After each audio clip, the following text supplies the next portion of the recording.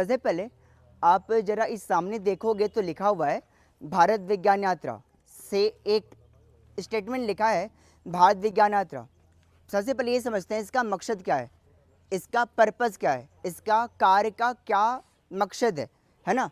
तो ध्यान देना, भारत विज्ञान यात्रा का मकसद की बात करें हम लोग तो हम लोग का मकसद ये है कि हर एक स्कूल में जाना और स्कूल में जा कर के बच्चों को ये बताना कि साइंस मालूम है एक ऐसा सब्जेक्ट है जिसको हम सभी लोग सिर्फ बुक में पढ़ते हैं। अब बुक में पढ़ते हुए उन जानकारी को हासिल करते हैं, थ्योरी को पढ़ा जाता है। जैसे हम एग्जाम्पल की बात कर लें, जैसे आपने यदि क्लास 12th के बच्चे हैं और क्लास 12th के बच्चों में बात कर लें, एक टॉपिक बन के आता है कि डार्विनिज्म, डार्विनवाद क्या है। लैमार्क की बात कर लें तो लैमार्कनिज्म, लैमार्कवाद क्या है। ऐसे आप जाएंगे तो ऐसे बहुत सारे ऐसे कॉन्सेप्ट हैं कि आप साइंस के बुक में सिर्फ लिखी हुई थ्योरी तो पढ़ते हो लेकिन उनको अपने व्यवहारिक जीवन से जोड़ नहीं पाते हो।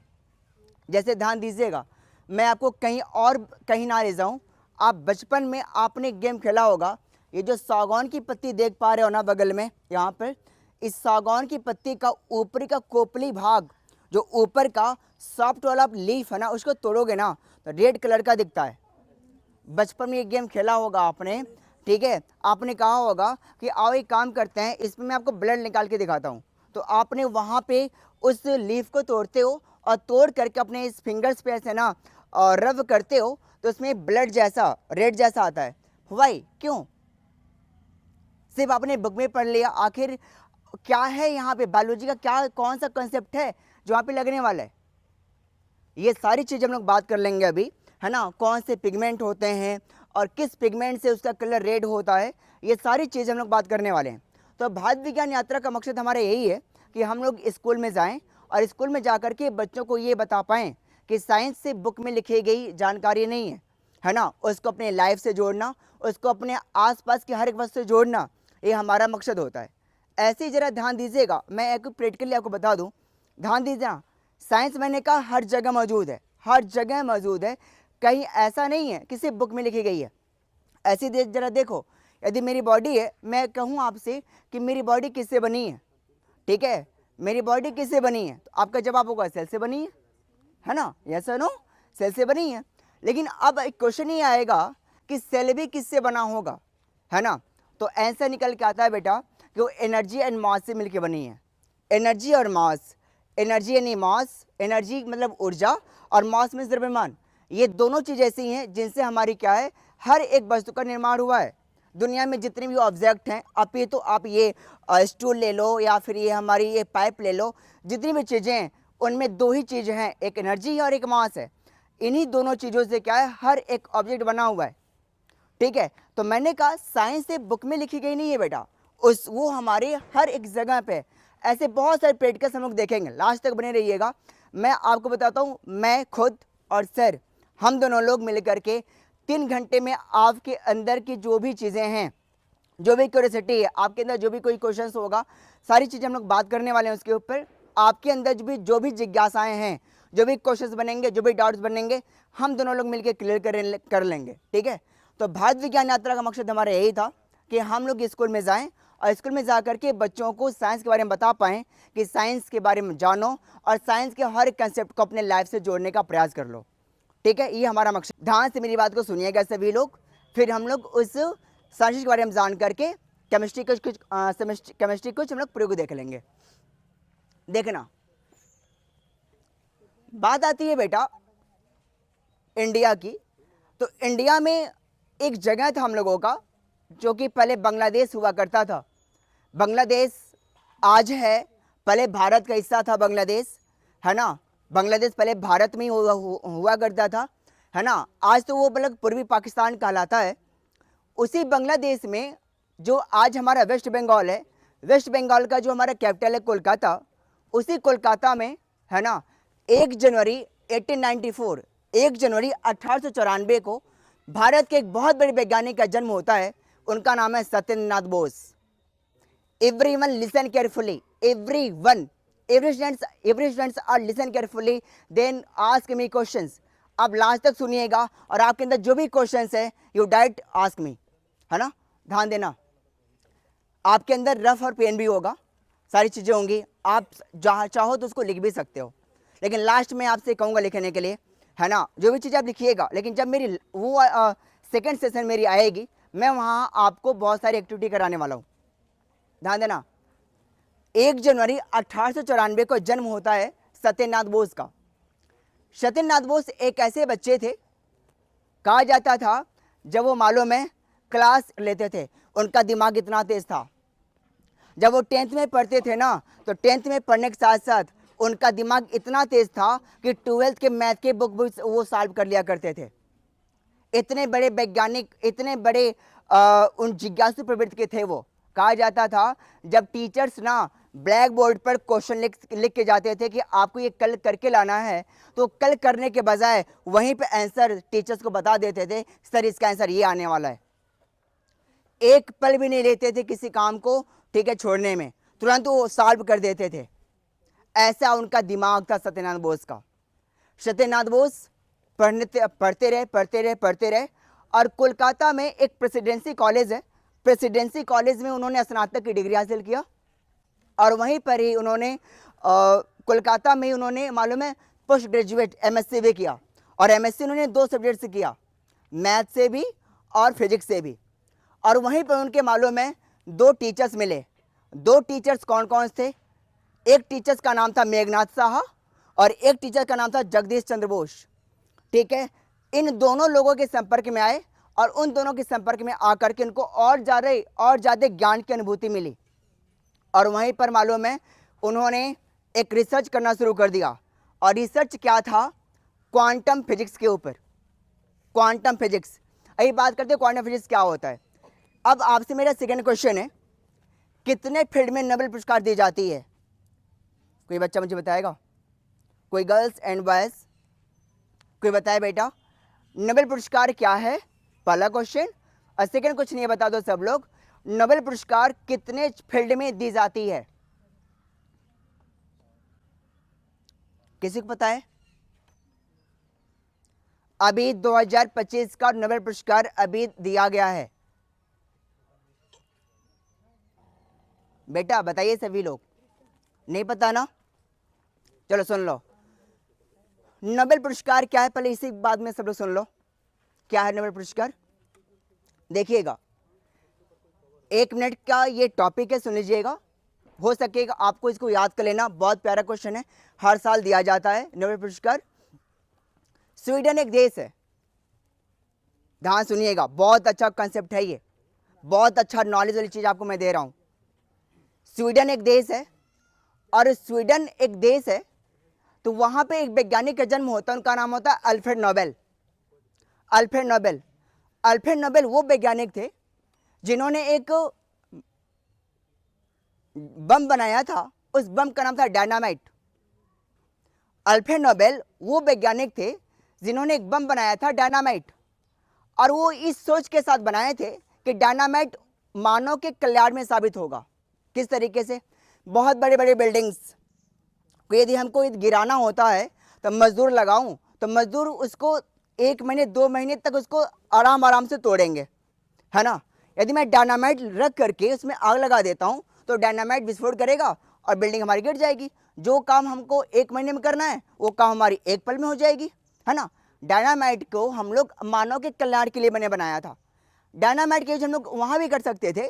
उनका सोच ये था अल्फ्रेड नोबेल का कि जैसे पहाड़ है, कोई पर्वत है, हमें रास्ता बनाना है तो डायनामाइट रखा, ठीक है, बम लगाया, विस्फोट हुआ, रास्ता बन गई।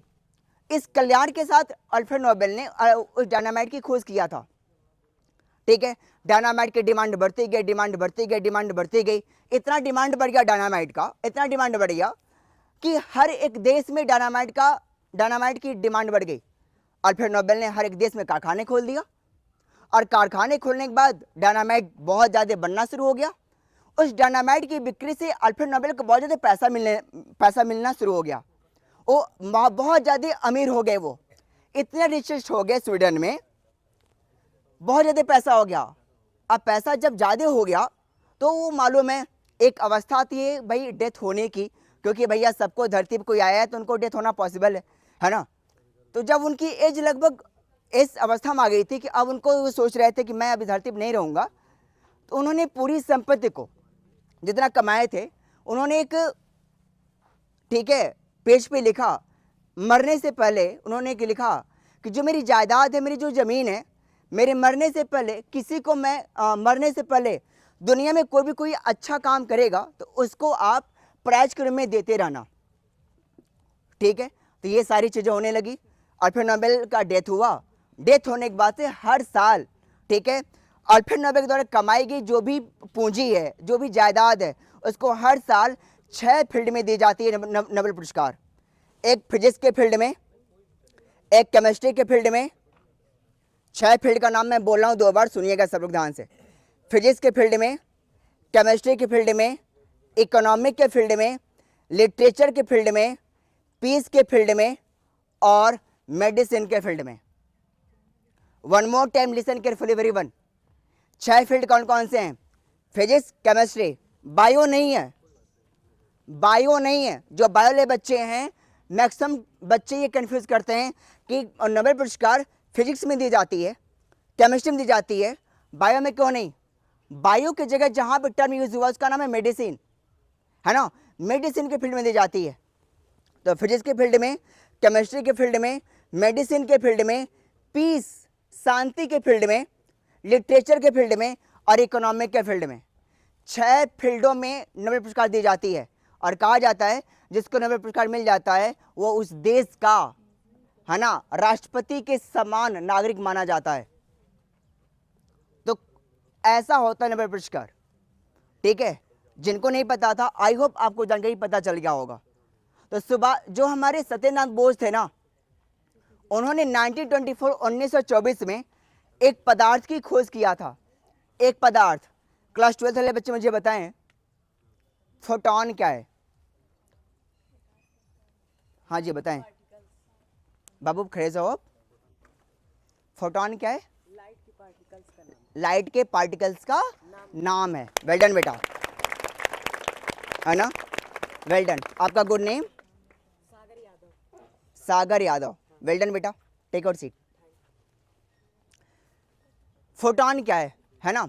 इस बच्चे ने क्या जवाब दिया कि फोटॉन हमारा क्या है? एक प्रकाश का पार्टिकल है। सच में सही है। जो हमारी लाइट होती है, जो प्रकाश होता है, ये बंडल्स के फॉर्म में चलता है, बंडल्स के रूप में चलता है। जब प्रकाश हमारा बंडल्स के रूप में चलता है ना, तो हमारा क्या है? एक फोटॉन कहलाता है। अब इस फोटॉन को खूब अच्छे तरीके से डिफाइन किया था किसने? सत्यनारायण बोस ने। एक व्यवहारिक तरीके से उन्होंने बताया था। और बताने के बाद सत्यनारायण बोस ने इस चीज को एक लेख लिखा कि मैंने फोटॉन के बारे में कुछ चीजें बताई, है ना, उसको एक पेज पे लिखा और भेज दिया जर्मनी। और जर्मनी में रहने वाले थे अल्बर्ट आइंस्टीन। और अल्बर्ट आइंस्टीन से गुहार लगाया कि आप इसको किसी लेख में छपवा दीजिए, किसी मैगजीन में छपवा दीजिए। अल्बर्ट आइंस्टीन ने जब सत्यनारायण बोस के उस लेख को पढ़ा ना, विश्वास मानो दंग रह गए। और दंग रहने के बाद उन्होंने उसको, सत्यनारायण बोस ने जो लिखा था उस लेख को, उसको जर्मन भाषा में छपवाए और उसका नाम रखे मालूम है क्या चीज़? बोस आइंस्टाइन सांख्यिकी, जो पूरी दुनिया में फिजिक्स के नाम से फेमस हुआ। और ध्यान देना, आइंस्टाइन ने सबसे पहले जिस वैज्ञानिक का नाम अपने नाम से पहले रखा था, नाम क्या था? बोस आइंस्टाइन सांख्यिकी। ध्यान देना, सत्यनारायण बोस ने इस चीज़ में खोज हासिल किया था। और आपने पता है सत्यनारायण बोस के नाम पे बोसान पार्टिकल भी नाम भी है। बोसान पार्टिकल, कितने बच्चे नाम सुने बोसान पार्टिकल का? तो बोसान पार्टिकल का भी नाम सत्यनारायण बोस के नाम पे ही रखा गया है। एक बहुत बढ़िया टॉपिक है, उसका नाम है हिग्स बोसान।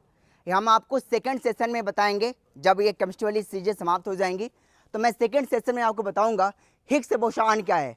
गॉड पार्टिकल, विश्वास मानो, ब्रह्मांड का इन्वेंशन, इस संसार की उत्पत्ति, हमारे आने का कारण, इस धरती में मैं आया क्यों हूँ, मेरी उत्पत्ति कौन किया, इस धरती पर आने का क्या रहस्य है, ये सारी चीज़ें एक पार्टिकल में विद्यमान है। उसका नाम है गॉड पार्टिकल। गॉड पार्टिकल का दूसरा नाम है हिग्स बोसान। और हिग्स एक वैज्ञानिक का नाम है पीटर हिग्स, और बोसान एक वैज्ञानिक का नाम है जिसका नाम है सत्यनारायण बोस। और इन दोनों ने मिलकर के जिस पार्टिकल की खोज की थी उसका नाम था हिग्स बोसान, यानी गॉड पार्टिकल, जिससे हमारी उत्पत्ति, इस ब्रह्मांड के द्रव्यमान का पता लगाया जाता है। तो विश्वास मानो बेटा, आने वाले इस 3 घंटे में हम लोग बहुत सारी इन्फॉर्मेशन लेने वाले हैं अभी हम लोगों ने बस छोटी सी इन्फॉर्मेशन शुरू किया है। लास्ट तक बायो में, केमिस्ट्री में, फिजिक्स में बहुत ज़्यादा इन्फॉर्मेशन आपको मिलने वाली है। क्लास 9 से क्लास 12 तक के बच्चे हैं ना यहाँ पे?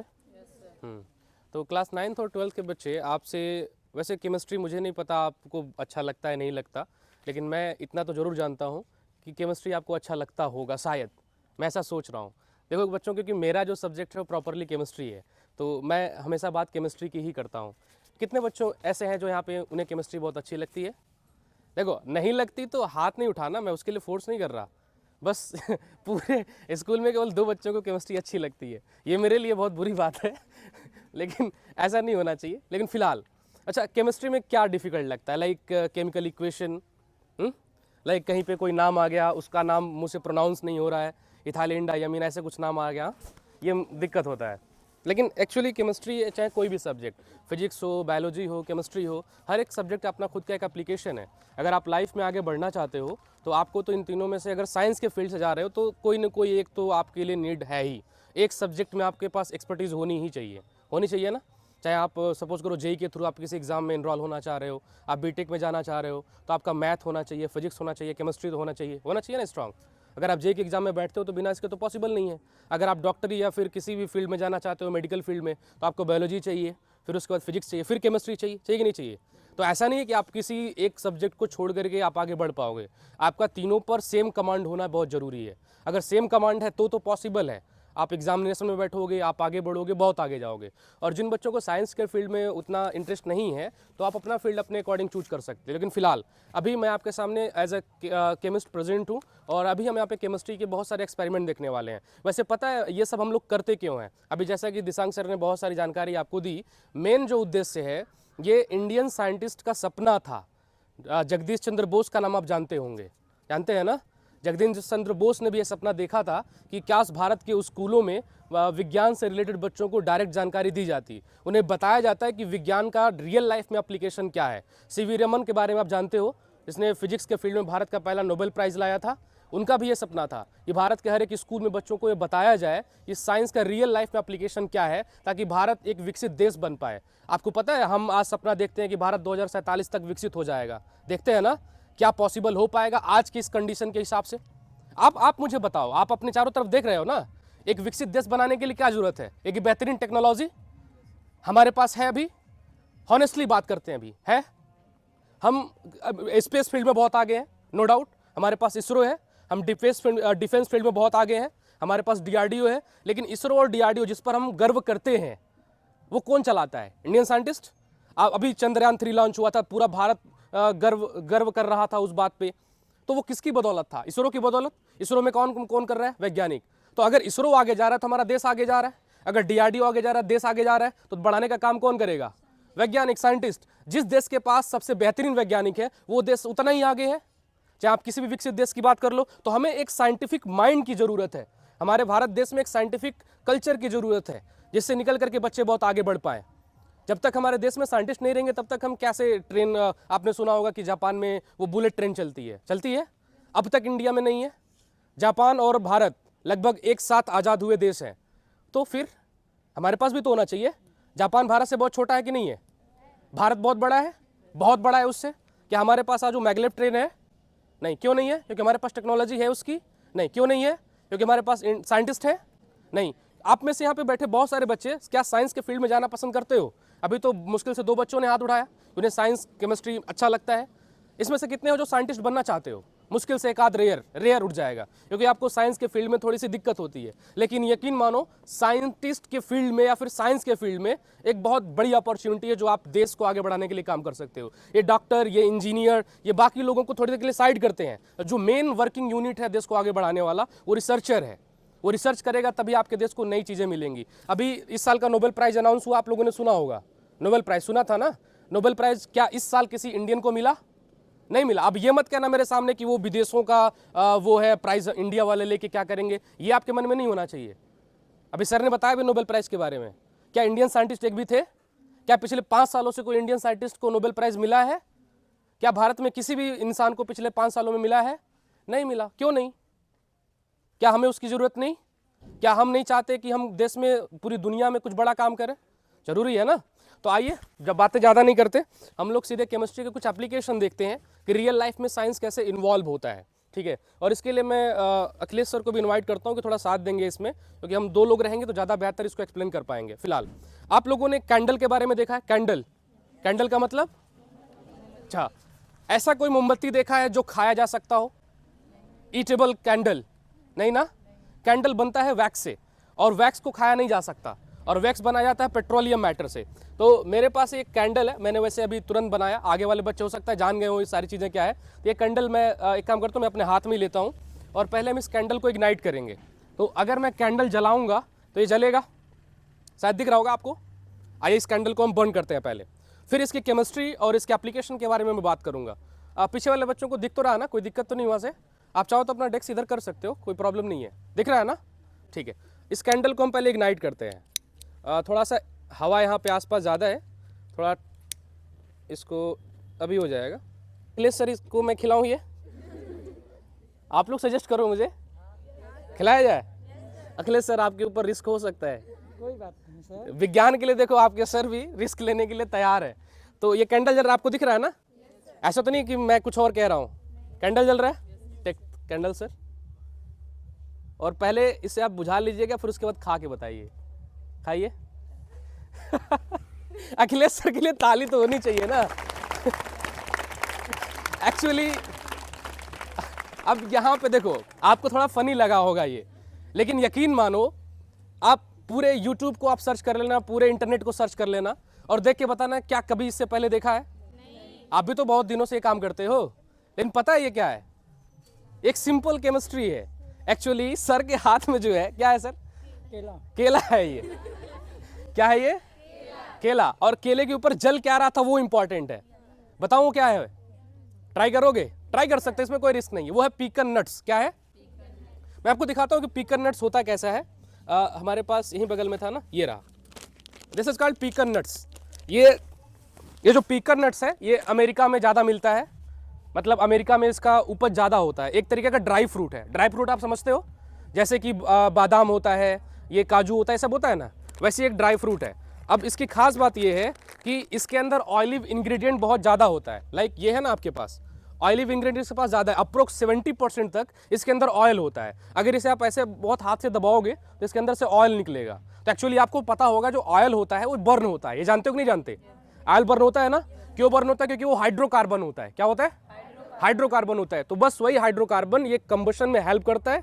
ये जला, और केले को मैंने जानबूझ के ऐसे ही लगाया था, और केला उसके नीचे का सपोर्ट दे दिया, हमारा मोमबत्ती बन गया, और हमने जलाया, और आपके अखिलेश सर खा गए। ठीक है, तो ये एक सिंपल था।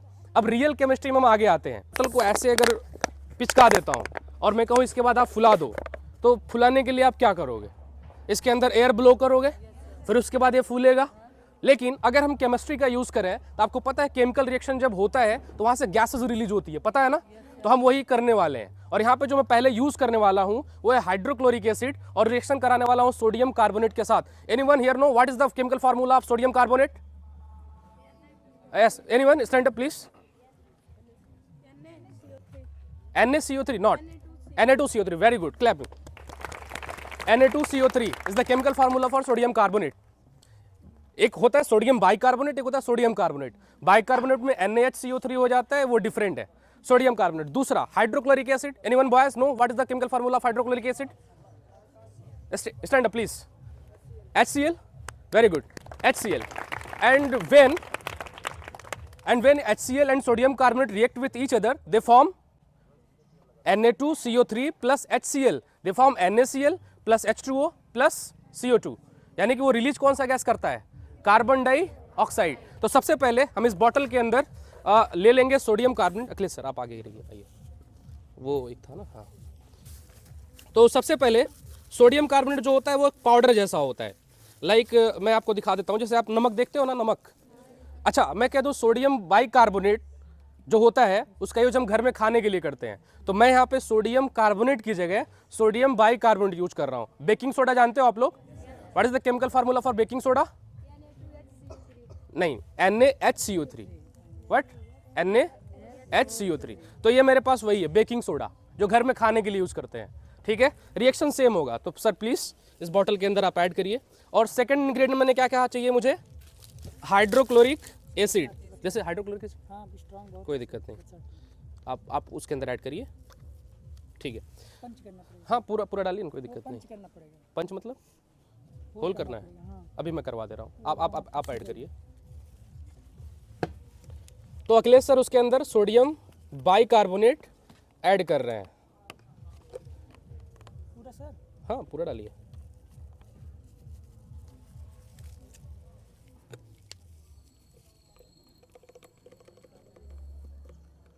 और पता है हाइड्रोक्लोरिक एसिड जब इसके साथ हम कोई एक्सपेरिमेंट करते हैं, हाइड्रोक्लोरिक एसिड अगर स्ट्रांग होगा तो इसके अंदर से फ्यूम निकलता है, कुछ बच्चे देख पा रहे होंगे। तो हमेशा ध्यान ये रखना है उस फ्यूम को आपको इनहेल नहीं करना है। अगर गलती से ये फ्यूम आपके नाक में चला जाएगा तो ज़्यादा दिक्कत हो जाएगा, नाक जल जाएगा। हाँ साफ साफ कहूँ तो अंदर से, बाहर से नहीं, अंदर से जो आपका जो नोज़ का ट्रैक है वो जल जाएगा।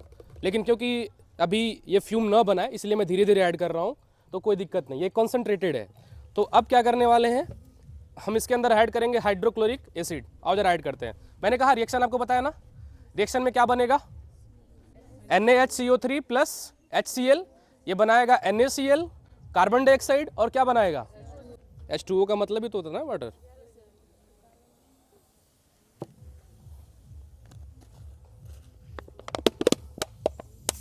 बॉटल फुल गया, यानी इस बॉटल के अंदर अब कौन सा गैस आ गया, कार्बन डाइऑक्साइड।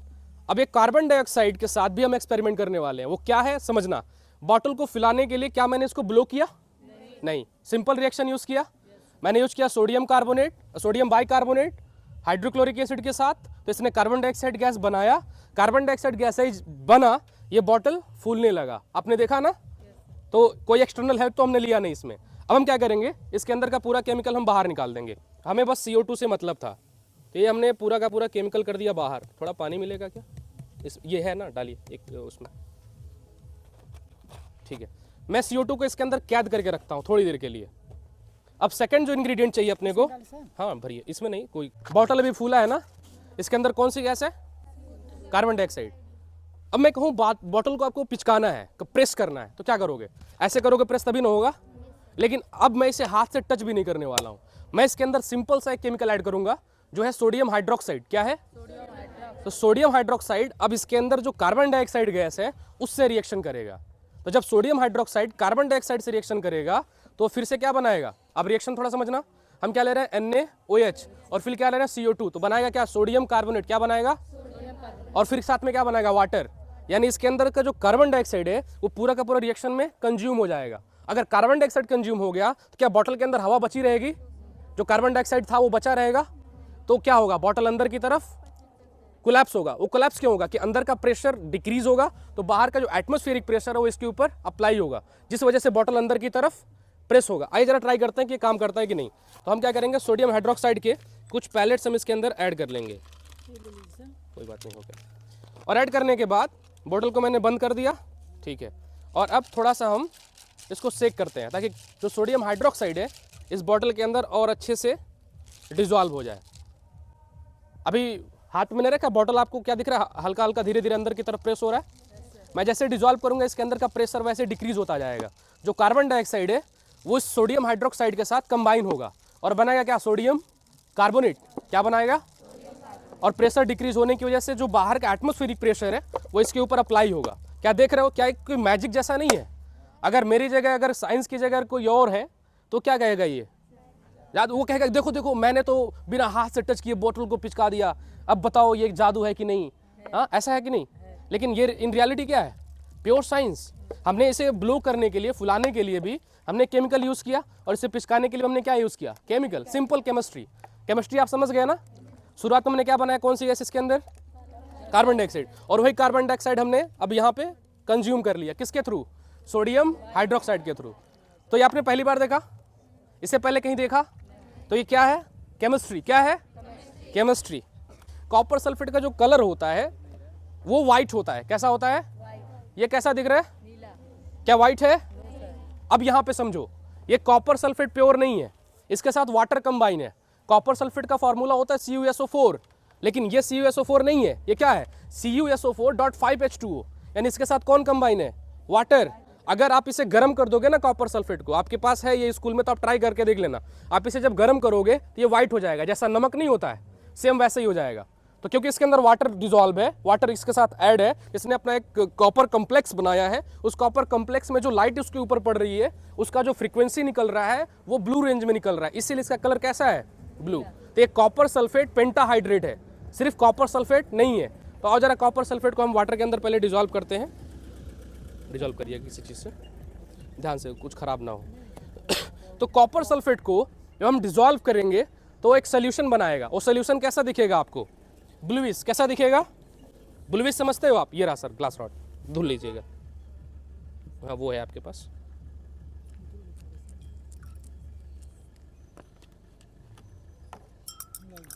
नहीं उसके लिए दूसरा रॉड यूज कर दीजिए। और कॉपर सल्फेट का जो रिएक्शन हम कराने वाले हैं वो कराने वाले हैं सोडियम हाइड्रोक्साइड के साथ। अभी हमने सोडियम हाइड्रोक्साइड लिया, तो ये भी क्या है, सोडियम हाइड्रोक्साइड। इसका केमिकल फार्मूला क्या होता है, NaOH। तो ये भी क्या है आपका NaOH ही है। तो अब रिएक्शन जो होगा वो आपको थोड़ा सा क्लासिक दिखेगा। कहने का मतलब जो रिएक्शन होगा इक्वेशन में बोल देता हूँ, आपके पास कॉपी पेन है आप लिख सकते हो। कॉपर सल्फेट यानी CuSO4 प्लस रिएक्शन कर रहे हैं NaOH, कौन कर रहा है, NaOH, तो बनाएगा कॉपर हाइड्रोक्साइड। क्या बनाएगा, हाँ तो कॉपर हाइड्रोक्साइड बनेगा, और साथ में एक और उसका एडिटिव सब्सटेंस निकलेगा। तो जो मेन इंग्रेडिएंट है वो कौन है, कॉपर हाइड्रोक्साइड, CuOH2। क्या आप में से कोई बच्चा मुझे बता सकता है कि कॉपर हाइड्रोक्साइड के साथ और क्या निकलेगा। मैं इक्वेशन बोला ना, आपके पास कॉपी पेन है आप ट्राई करो। मैंने कहा सोडियम, वेरी गुड। आओ जरा रिएक्शन देखते हैं। हाँ वेरी वेरी थैंक्स सर। देखो इसके अंदर कौन है, कॉपर सल्फेट, ये क्या है, सोडियम हाइड्रोक्साइड। रिएक्शन करेगा तो आपने लिखा कॉपर हाइड्रोक्साइड बनेगा। कॉपर हाइड्रोक्साइड का जो कलर होता है वो डार्क ब्लू होता है। कैसा होता है, आओ जरा ट्राई करते हैं। मैंने इसके अंदर वैसे कॉपर सल्फेट बहुत कम लिया है, तो जो एक्सपेक्ट करता हूँ शायद वो ट्राई हो। आओ जरा देखते हैं। ये जो ब्लू कलर आया वो किसकी वजह से आया, कॉपर हाइड्रोक्साइड बनने की वजह से। किसकी वजह से, यस कॉपर हाइड्रोक्साइड। वो जो कॉम्प्लेक्स होता है वो लाइट को डिफरेंटली एब्जॉर्व करता है, जिसकी वजह से इसका जो कलर है कैसा हो गया, ब्लू। अगर मैं सब्सटेंस मतलब कॉन्सेंट्रेशन ज़्यादा लूँ तो ये डार्क ब्लू होगा, यानी कॉपर सल्फेट जितना ज़्यादा लोगे आप उतना ही ज़्यादा डार्क ये ब्लू बनेगा रिएक्शन करने के बाद सोडियम हाइड्रोक्साइड के साथ। तो ये एक सिंपल केमिस्ट्री एक्सपेरिमेंट है कॉपर सल्फेट का सोडियम हाइड्रोक्साइड के साथ। चिराग कहते हैं ना, ऐसे रब करता है तो उसके अंदर से जिन निकल जाता है बाहर, तो आप कहते हो देखो जिन निकल गया। क्या जिन निकालूं, लेकिन उसे कोई पकड़ के घर नहीं लेके जाएगा, लेके जाओगे क्या, जाके कहते हो कि जिन मुझे एक काम करो, जितना इस वो कॉपियों का नॉलेज है मुझे मेरे माइंड में डाल दो। ऐसा तो कोई नहीं कहेगा, मुझे पता है। ऐसा कोई विश मांगोगे क्या उससे। आओ जरा देखते हैं। एक्चुअली पहले केमिस्ट्री समझते हैं। दो केमिकल का नाम लूंगा, आप बताना उसका फॉर्मूला क्या होता है। Anyone what is the chemical formula of ammonia, NH3, very good. What is the chemical formula for hydrochloric acid, HCl। तो अब जरा सोच के देखो, अगर हम NH3 और HCl का रिएक्शन करवाएं तो क्या बनेगा। पहले आपके पास कॉपी है, आप ट्राई करके बताओ क्या बनेगा। एनीवन इस बार जो बताएगा मैं उसके अपने एक केमिकल में से एक ऐसा केमिकल दूंगा जो घर पे जाके यूज कर सकता है। एनीवन पहले हाथ उठाना है, ध्यान रखे ना। एक मिनट स्टैंड अप प्लीज। ये सबसे पहले बच्ची बोली, हाँ wrong wrong. Anyone boys, wrong wrong. Anyone other, wait wait wait, yes wrong. Anyone else, yes very good. NH4Cl क्या बनेगा, क्या नाम है आपका, अंशुल शर्मा, ठीक है। मैं इन्हें एक अपना केमिस्ट्री का एक एक्सपेरिमेंट करने के लिए मैं खुद का अपना एक केमिकल इन्हें एज अ गिफ्ट करूंगा इसके लिए, ठीक है। सर नोट कर लीजिएगा, ठीक है।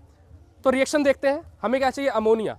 तो एक काम करता हूं मैं, ये रहा मेरे पास, इसे हम, सर आ जाइए प्लीज़। सर को मैं अपना वो जीनी सौंपने वाला हूँ।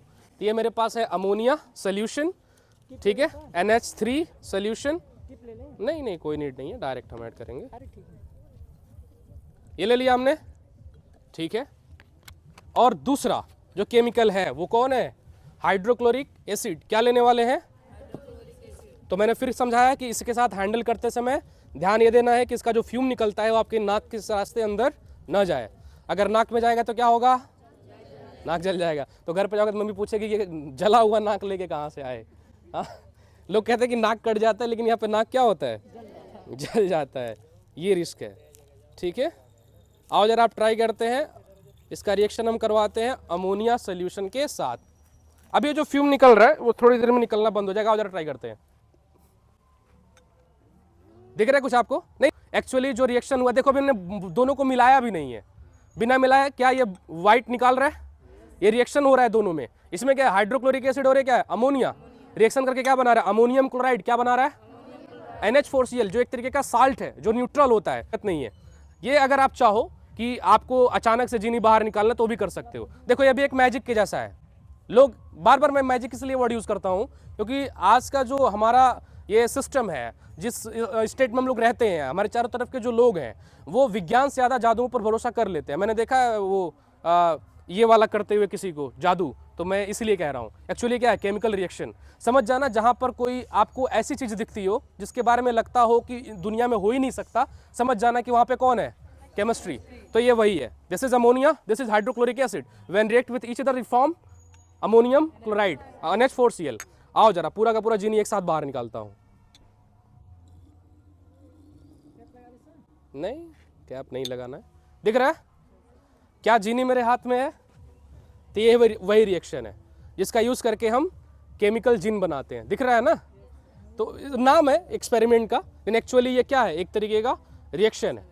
HCl plus NH3। कॉपी पर नोट डाउन करते रहो, ये आपके लिए बहुत हेल्पफुल होगा। इवन ये आपके सिलेबस में है, आपके सिलेबस में है, कुछ भी मैं बाहर का नहीं कर रहा, सिलेबस में है। तो दिस इज कॉल्ड केमिकल जिन। क्या कहते हैं इसको? यस। ध्यान देना कि जो मैं अब ट्राई करने जा रहा हूं ये आपको ट्राई नहीं करना, बिल्कुल नहीं। नहीं करोगे ना? देखो तुम मुझे विश्वास दिलाओगे तो मैं इसके साथ जाऊंगा, नहीं तो नहीं जाऊंगा। नहीं करोगे ना? पक्का? ठीक है, आओ ट्राई करते हैं। तो रिएक्शन क्या होने वाला समझा देता हूं, फिर मैं आगे बढ़ता हूं। ठीक है, एक KMnO4 potassium permanganate, you know KMnO4। लाल दवा किसको कहते हैं? वैसु के कहते हैं ना? तो इक्वेशन लिखिएगा, साथ में मैं बोल रहा हूं। KMnO4 जो मिलाने वाले हैं हम, इसका रिएक्शन कराने वाला हूं H2SO4 के साथ। किसके साथ? Concentrated sulphuric acid 8% pure. जब रिएक्शन होगा तो एक अनस्टेबल केमिकल बनाएगा, नाम है मैग्नीज हेप्टॉक्साइड। क्या नाम है? होता है MnO7। लिख लो कॉपी में, क्या होता है? Mn2। तो वो जो केमिकल बनेगा वो ग्रीन कलर का होता है, ग्रीनिश उसके अंदर से निकलता है फ्यूम। वो बहुत ज्यादा खतरनाक है।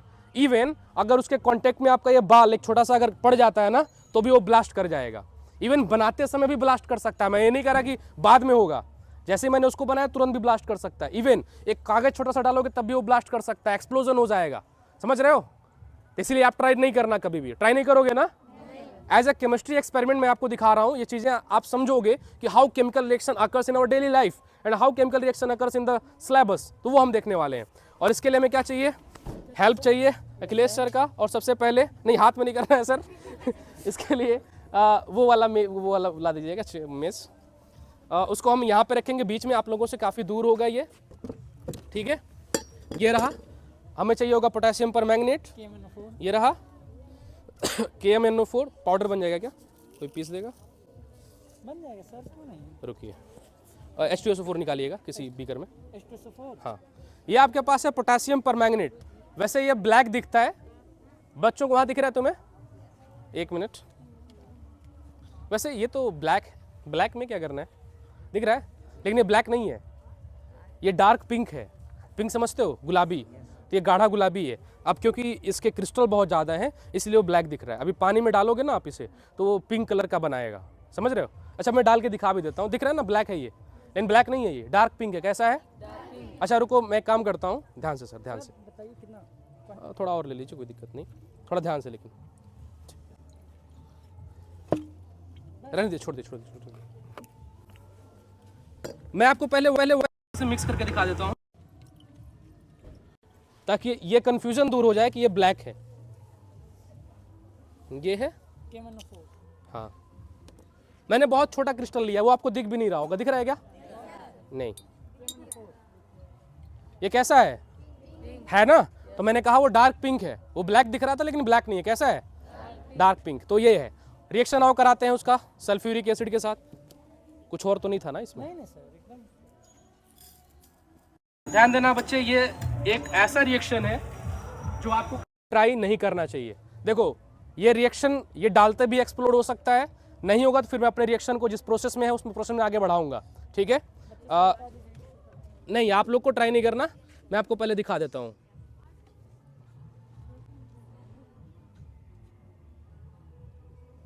ये एंडोथर्मिक है, एक्सोथर्मिक रिएक्शन। वेट, नहीं नहीं अभी कुछ नहीं देखना आपको, डायरेक्ट आंख से भी ऐसा नहीं कह रहा हूं कि आप देखो, मैं थोड़ा दूर कर देता हूं। ठीक है, आग लगने वाली दूसरा। तो कौन सा यहाँ पे ऐसा बच्चा है, वैसे मुझे कहना नहीं चाहिए, अपना हेयर डोनेट करेगा इस रिएक्शन के लिए? एनीवन? वेरी गुड, आ जाइए। ये बच्चा, इसके लिए तो ताली बजवाऊंगा मैं बहुत जबरदस्त। आ जा, बाल चाहिए मुझे। नहीं नहीं ऐसा नहीं करना है, बस मैं कह रहा था। ठीक है, ताली तो बजा दो यार इनके लिए। तो अपने को कागज के साथ करके देख लेते हैं। ये मानव अधिकारों का हनन हो जाएगा। बाल के साथ कर दिया तो वो बच्चा तैयार हो गया, उसकी हिम्मत की मैं दाग देता हूं। रेडी? एक्सप्लोजन करवाऊं मैं?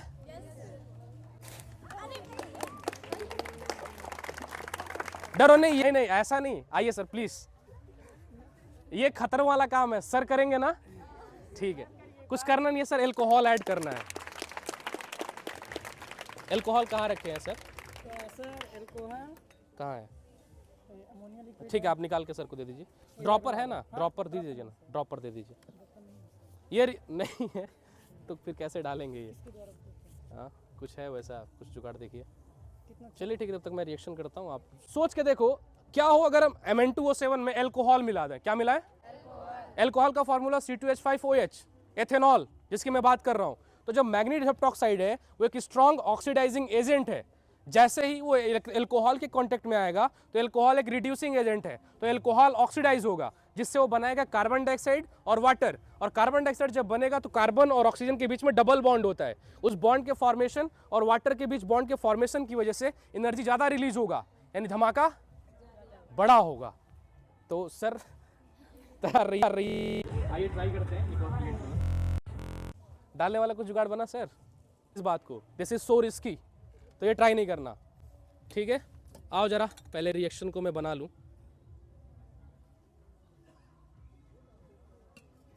ठीक है, अभी वो कुछ नहीं होगा। नेक्स्ट स्टेप है एल्कोहल अटकल।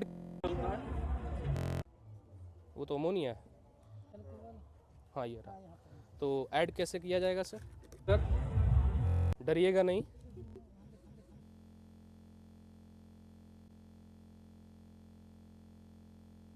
ठीक है, रिस्क नहीं है, वो फ्लेम निकले बस उसके अंदर ऐड करना है।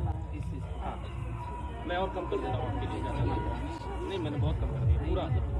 पूरा आप ये पूरा ही बढ़ा लो। Are you ready? डरिए नहीं सर।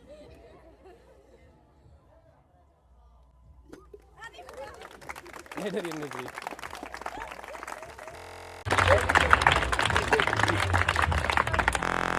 सर के लिए अल्कोहल बहुत कम दिया था, कम था ना? अल्कोहल मैंने दिया था, अगर अल्कोहल का अमाउंट में बढ़ा देता तो आग सीधे ऊपर जाता। ठीक है, तो मैंने, अगर मैं करता तो मैं करके दिखा देता वो, लेकिन मैंने सर के लिए वो सेफ्टी ध्यान रखा, वो बहुत कम अल्कोहल मैंने यूज़ किया। तो एक्चुअली ये एक ऑक्सीडेशन रिडक्शन रिएक्शन था। ठीक है ना? ऐसा केमिकल रिएक्शन देखा है जहाँ पे कलर चेंज होते हैं, लाइक कभी ब्लू हो जाए कभी ब्लैक हो जाए, लेकिन वो मैं कुछ डिफरेंट दिखाने वाला हूँ।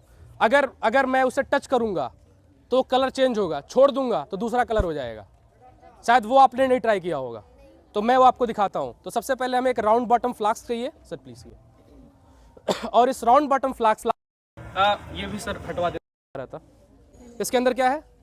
NaOH। क्या है? ओके सर प्लीज पानी। रुक जाइए और थोड़ा और डालिए, बस बस ठीक है। इसके ऊपर वाला जो कैप आप दिए थे लगाने के लिए वो दे दीजिए। अच्छा अच्छा, हाँ यहाँ पर है सर। ठीक है। और अब हम क्या करेंगे, सोडियम हाइड्रोक्साइड को वाटर के अंदर डिसॉल्व करेंगे। दिख रहा है? तो मैं उसको डिसॉल्व कर रहा हूँ। डिसॉल्व करने के बाद जो सेकंड इंग्रेडिएंट के पास है वो क्या है? ग्लूकोज। ग्लूकोज भी हम इसके अंदर ऐड करने वाले हैं। आइए ट्राई करते हैं। ग्लूकोज हमें एक फिक्स अमाउंट में चाहिए, तो मैं इसके अंदर ग्लूकोज ऐड कर रहा हूँ। और ग्लूकोज ऐड करने के बाद फिर से हम इसको अच्छे से डिजॉल्व करेंगे, और हमें इसके लिए नेक्स्ट चाहिए होगा methylene blue. Akhilesh sir, methylene blue, glucose add कर दिया और क्या ऐड किया? Sodium hydroxide. क्या ऐड किया? Sodium hydroxide. तो यहाँ पे जो ग्लूकोज है वो एक रिड्यूसिंग एजेंट है, और जो सोडियम हाइड्रोक्साइड है वो इसको एक एल्कलाइन मीडियम देगा। एल्कलाइन का मतलब क्षार, जानते हो ना आप हिंदी में, तो उसको मीडियम देगा।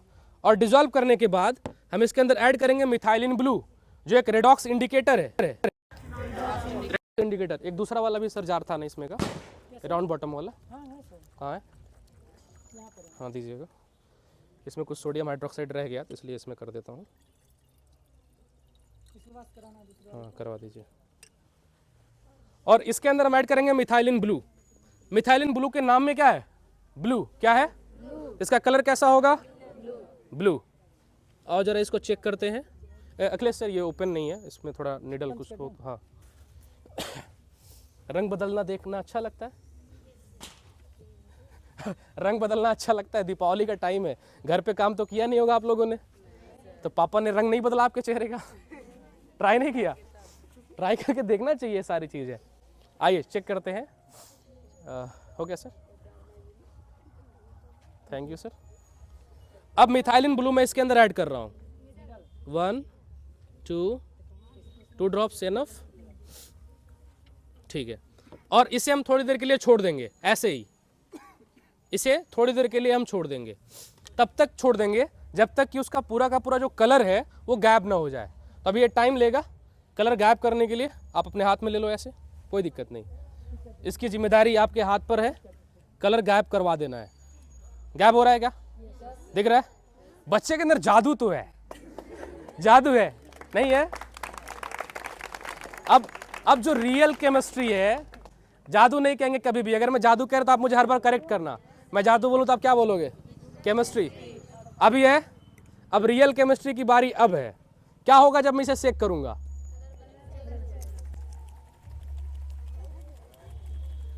क्या वो वापस आ गया?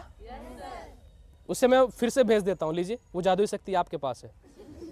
जब इनके हाथ में हो जाएगा फिर से वो कलर फेड करेगा, डिसअपियर। बच्चे उधर भी हैं, थोड़ा टाइम लेगा वो डिसअपियर होने के लिए। और एक्चुअली ये एक टाइप का क्या है? Redox reaction. क्या है? Redox reaction.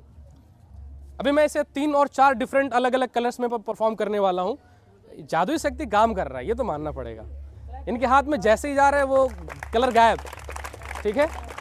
उसको वापस लाने के लिए फिर क्या करेंगे? आप ट्राई करिए, फिर मैं इसकी केमिस्ट्री बता देता हूँ, फिर हम आगे बढ़ते हैं। वापस आ रहा है? आप कर नहीं पा रहे हो, टेक इट। इसको थोड़ा सा सेक करना पड़ेगा। और एक्चुअली समझना यहाँ पर रिएक्शन क्या हो रहा है, मैं थोड़ा आपको समझा देता हूँ।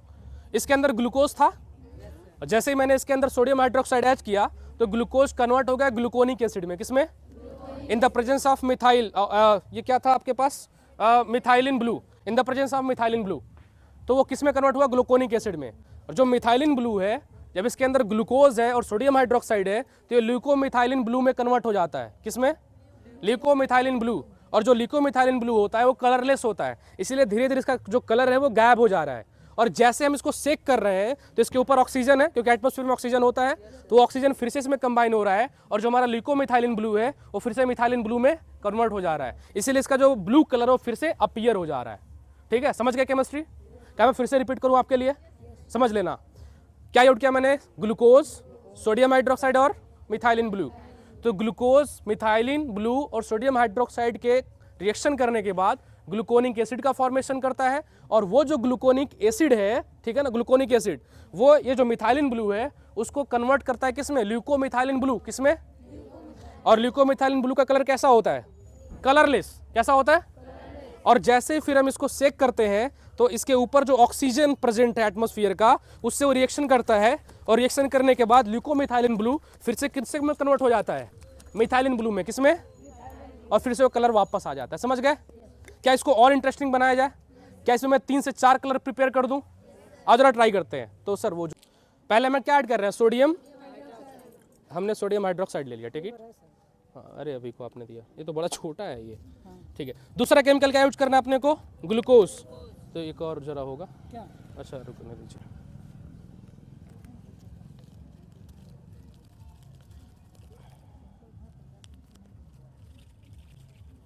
ग्लूकोज डिजॉल्व कर लोगे आप सेक करके? ले लीजिए, थोड़ा सा और मैं दे देता हूँ। हाँ ग्लास और रुक जाइए, पहले थोड़ा सा और हम ले लेते हैं ग्लूकोज।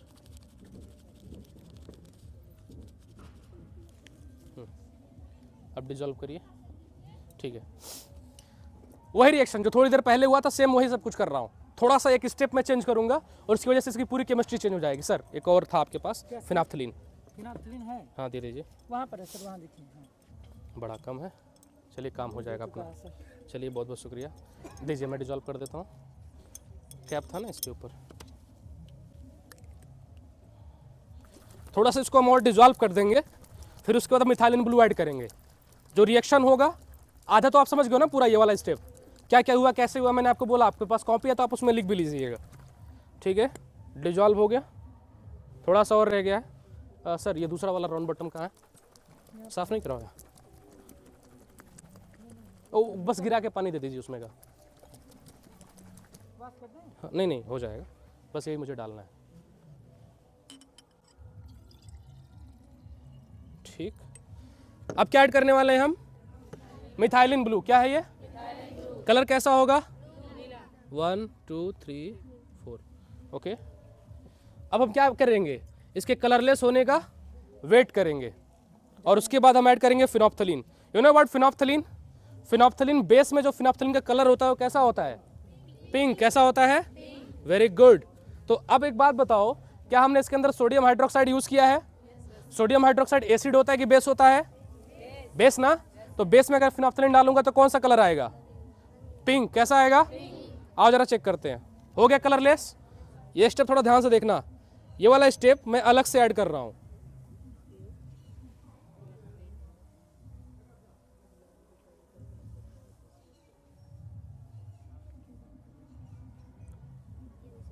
दिखा कलर कैसा हो गया? पिंक। थोड़ा हम इसको डिजॉल्व कर देंगे। Take it.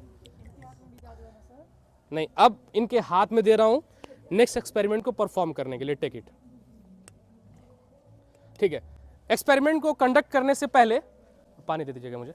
एक्सपेरिमेंट को कंडक्ट करने से पहले आप में से बताओ कौन सा कलर सेक करने पे अराइज होगा? एनीवन? ब्लू। कौन? नहीं, पुराने वाले में सोचो। सेक हम कर रहे थे, बस ना दीजिए। कौन सा कलर अराइज हुआ था? ब्लू ना। सेक करने पे कौन सा कलर आ रहा था?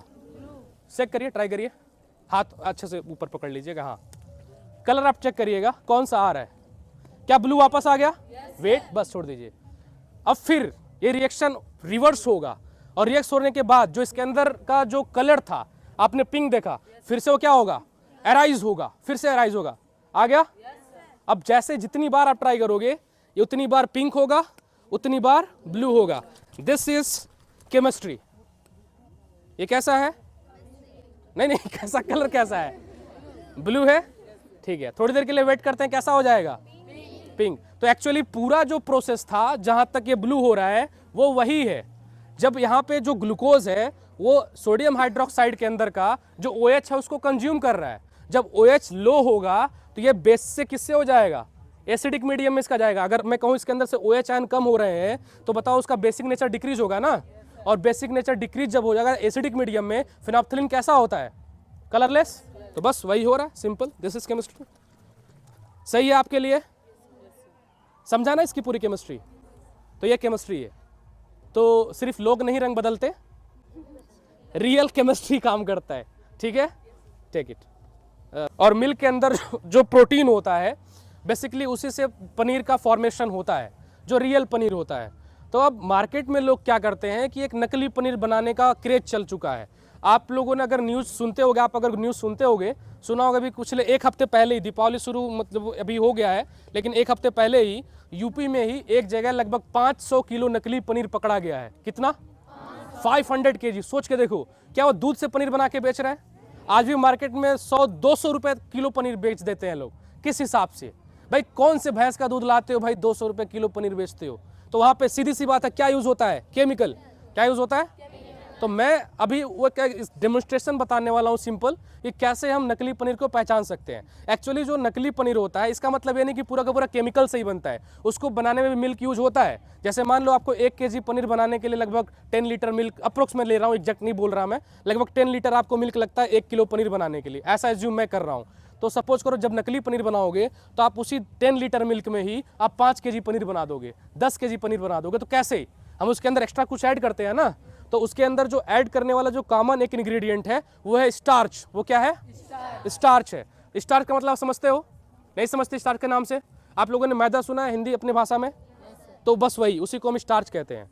कॉर्न स्टार्च आता है, उसी को हम स्टार्च कहते हैं। तो वो जो स्टार्च होता है उसका भी वाइट है ना, और जो स्टार्च है वो जब पनीर के अंदर मिलाते हैं तो उसको एक स्मूथ टेक्सचर देता है, ठीक है ना, एक स्मूथ टेक्सचर देता है उसको, और साथ साथ में वो वाटर को ज़्यादा एब्जॉर्ब भी करता है। तो सपोज करो अगर कहता हूं मैं कि अगर इतना बड़ा पीस पनीर का नॉर्मल ओरिजिनल है, अगर उसका वेट मैं कहता हूं 20 ग्राम है, इतना ही वेट अगर आप फेक पनीर का लोगे तो उसका वेट 50 ग्राम होगा। क्यों? क्योंकि जो स्टार्च होता है उसकी प्रॉपर्टी होती है वाटर को एब्जॉर्ब कर लेता है, पानी सूखेगा तो और भारी होगा।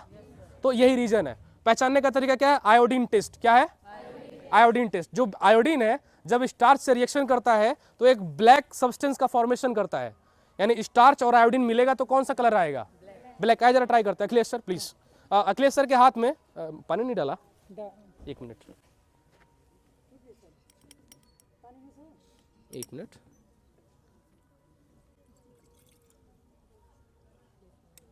ठीक है, हम लोग इसी में देख लेते हैं। मैंने इसके अंदर स्टार्च सोल्यूशन ले लिया है, बारी है क्या ऐड करने के लिए? आयोडीन। आए जरा ट्राई करते हैं सर प्लीज। सर क्या इस ऊपर से पकड़ लीजिएगा प्लीज। ये है आयोडीन सोल्यूशन। क्या है? और आयोडीन सोल्यूशन जो होता है, मैं इसका कलर आपको दिखा देता हूँ कैसा होता है। बेसिकली हमें इसके लिए एक दूसरा ग्लास चाहिए होगा। हाँ ये है ना, ठीक है। आइए जरा देखते हैं कलर क्या होता है। ये प्योर आयोडीन है आपका। कलर देख रहे हो कैसा लग रहा है? येलो है ना। प्योर आयोडीन का कलर ऐसा होता है, लेकिन जब ये आयोडीन रिएक्शन करेगा स्टार्च के साथ तो एक ब्लैक कॉम्प्लेक्स का फॉर्मेशन करता है। तो इसमें कुछ और तो नहीं मिला था ना उस बॉटल में? है तो ठीक है। हाँ ठीक है। कैसा बना ये? ब्लूइश ब्लैक, मतलब डार्क ब्लू है लेकिन कैसा दिख रहा है? ब्लैक जैसा। तो जब आयोडीन कंबाइन होता है स्टार्च के साथ तो कैसा कलर आता है? तो यानी कि अगर कहीं पे अगर स्टार्च है और हमें पता करना है तो क्या ऐड कर देंगे? आयोडीन। आयोडीन ऐड करेंगे तो ऐसा कलर आएगा। आओ जरा, जो मैं 2 पनीर लेके आया हूँ अपने अलग अलग सैंपल, मैं आपके सामने रखता हूँ। ये रहा। नहीं नहीं काटना नहीं है, इसी के लिए लाया हूँ मैं। एक पनीर मेरे पास ये है मेरे हाथ में। अगर आप में से कोई बच्चा जो चेक भी कर सकता है कि पनीर ही है ये। दूसरा एक अखिलेश सर के हाथ में, पूरा उठा लीजिए सर। 2 डिफरेंट पनीर है। मुझे नहीं पता, मुझे उस दुकान का नाम पता है मैं जहां से लेके आया हूं। अगर ये नकली पनीर हुआ तो क्या कहते हो? केस कर दिया जाए? ब्लैक हो जाएगा। चेक करते हैं। तो पहले ये जो आयोडीन सोल्यूशन है, कलर तो आप देख चुके हो ना कैसा इसका। आयोडीन का सोल्यूशन का कलर कैसा होता है? तो अगर ऐसा कुछ कलर आ रहा है, ठीक है ना, ब्लैक के अलावा कोई अगर कलर आ रहा है तो कैसा है? प्योर माना जाएगा। मतलब उसके अंदर स्टार्च नहीं है। लेकिन अगर ब्लैक आ गया तो क्या है? वो नकली पनीर है, फेक पनीर है। आओ जरा अखिलेश सर का पनीर पहले चेक करूंगा मैं। ठीक, इनके हाथ में है, ऐसे तरह सामने रख दीजिए। ठीक है, आयोडीन टेस्ट करते हैं इस पनीर का, और मैं इसके ऊपर ऐड कर रहा हूँ ये वेट। कैसा है ये? 1 मिनट। हाँ सामने, पीछे से भी। आपके हाथ पे स्टार्च लगा था क्या? हाँ सर, थोड़ा नहीं, ऐसे वैसे सामने करिए। ठीक, कलर कैसा है इसका? नॉर्मल ऐसा ही है। यानी कि सर के हाथ में जो पनीर है उसके अंदर स्टार्च नहीं है। स्टार्च है क्या? मैच कर रहा ना, यानी ओरिजिनल है। लेकिन सपोज करो क्या हो कि भाई बाहर से तो ओरिजिनल दिख रहा है, हो सकता है अंदर से डुप्लीकेट हो। तोड़िए सर, आज अंदर का भी चेक करेंगे। तोड़िए इसको, चेक करते हैं अंदर का भी। टूट गया? अंदर से भी चेक कर लेते हैं क्या ये अंदर से ओरिजिनल है कि नहीं। क्या अभी भी कलर चेंज हुआ क्या सर?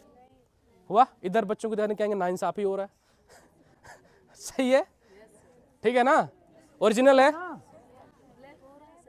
नहीं, उनके हाथ में स्टार्च लगा है, ये है। दूसरा जो मेरे पास है, देखना ध्यान से, इसके अंदर क्या ऐड कर रहा हूं मैं?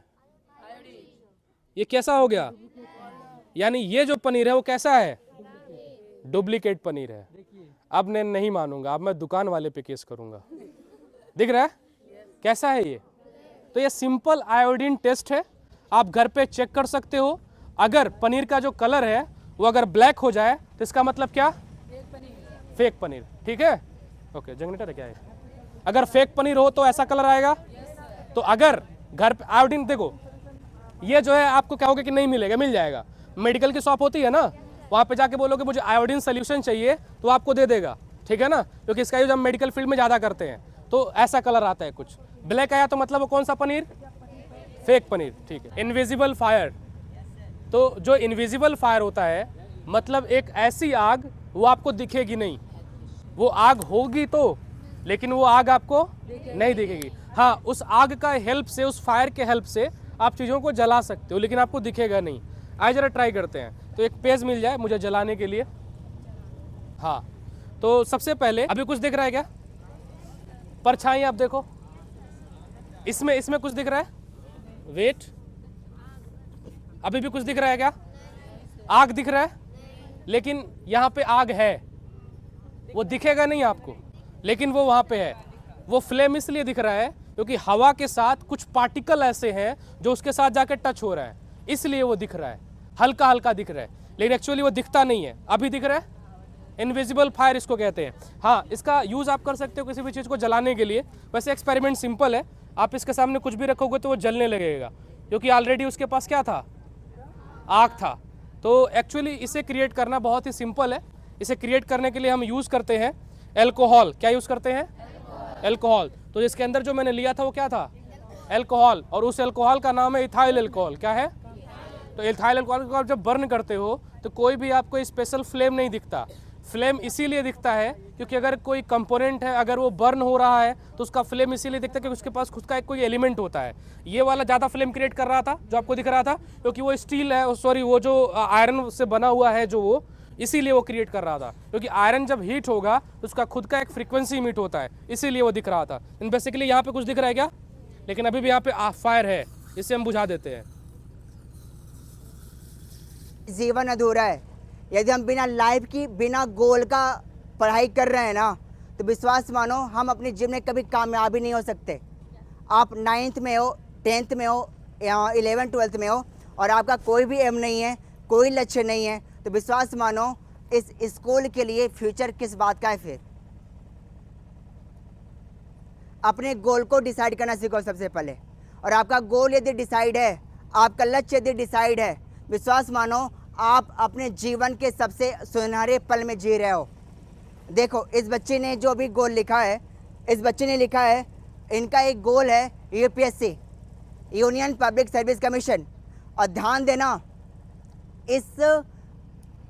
मैं कह दूं कि दुनिया का सबसे डिफ़िकल्ट एग्ज़ाम है तो बिल्कुल सच है। ये दुनिया का सबसे डिफ़िकल्ट एग्ज़ाम है यूपीएससी, जहाँ पे सिर्फ साइंस बैकग्राउंड से नहीं, हमें हिस्ट्री, हमें पॉलिटी, हमें इकोनॉमिक्स, हमें करंट अफेयर्स, है ना, सारे चीज़ों का हमको गहनतम अध्ययन करना होता है। और इसमें सबसे बड़ी चुनौती तो सीसेट का होता है। और सीसेट यदि आपका स्ट्रांग है ना, सीसेट सिर्फ क्वालिफाइंग पेपर होता है, लेकिन मैक्सिमम बच्चे सीसेट में मालूम है गिर जाते हैं। ठीक है, अभी संडे को यूपी पीसीएस का पेपर हुआ था, और संडे को यूपी पीसीएस के पेपर में बायो से, केमिस्ट्री से लगभग 13-14 क्वेश्चन आए थे। आइए मैं 1-2 क्वेश्चन आपके सामने रखूँगा, जब आप दे पाइएगा तो ठीक है, अदरवाइज़ उसकी बात अलग है। तो लेकिन आपने यदि मन से पढ़ाई किया, अच्छे से पढ़ाई किया, विश्वास मानो आपके लिए ये एग्ज़ाम बहुत आसान बन जाएगा। सबसे पहले यदि यहाँ जो बच्चे बैठे हो ना, लक्ष्य एक डिसाइड करो, बिना लक्ष्य का हम आगे नहीं बढ़ सकते हैं। और इस बच्चे ने यदि लक्ष्य डिसाइड किया है तो कितना अच्छा काम है। आओ मैं आपसे सबसे नॉर्मल सी बात करके मैं आगे बढ़ता हूँ, जो हमेशा मैं हर जगह ये बोलता हूँ और हर जगह ये चीज़ें मैं सुना के फिर वहाँ से हटता हूँ। ठीक है, देखो, यदि मैं आपसे पूछूँ ना, आप अपने घर जाओ और घर जा कर के अपने माँ से एक क्वेश्चन करना। देखो, मेरा हर एक टॉपिक पे एक मुद्दा निकल के आता है। आप घर जाइएगा और घर जा कर के अपनी माँ से एक क्वेश्चन कीजिएगा, माँ से, अपनी मम्मी से। अब मम्मी से क्वेश्चन ये कीजिएगा, माँ आप इतनी बड़ी हो गई हैं, सबसे ज़्यादा खुशी आपको कब मिली थी? Listen carefully everyone. आप घर जा कर के माँ से एक क्वेश्चन कीजिएगा कि माँ आप इतनी बड़ी हो गई हैं, आपको सबसे ज़्यादा खुशी कब मिली थी? पता है माँ का जवाब क्या आता है? माँ का जवाब सिर्फ इतना आता है, बेटा या बिटिया, मैं सबसे ज़्यादा खुशी मुझे उस समय मिली थी ना, जब मैंने एक बेटे या एक बेटियों को जन्म दिया था। उस समय मुझे सबसे ज़्यादा खुशी मिली थी। जब आज वही बच्चा या वही बच्ची अपने लक्ष्य को भटक जाते हैं, अपने लक्ष्य पे ध्यान नहीं देते हैं। अभी देखो ये पता चल गया आपके अंदर अभी कोई एक लक्ष्य नहीं है, आपके अंदर कोई अभी एम नहीं है, तो विश्वास मानो ये बिना एम का, बिना लक्ष्य का आपका जीवन बिल्कुल अधूरा है। मैं बार बार इस लाइन को बोलूँगा कब तक, जब तक आज आप डिसाइड नहीं कर लोगे कि आपका लक्ष्य क्या है। और मैंने कहा ना कि आज आप घर जाके, मैंने कहा माँ से पूछिएगा तो ज़रूर माँ का जवाब यही आएगा कि बेटा बेटिया, मुझे सबसे ज़्यादा खुशी मुझे उस समय मिली थी जब मैंने एक बेटे या बेटे को जन्म दिया था।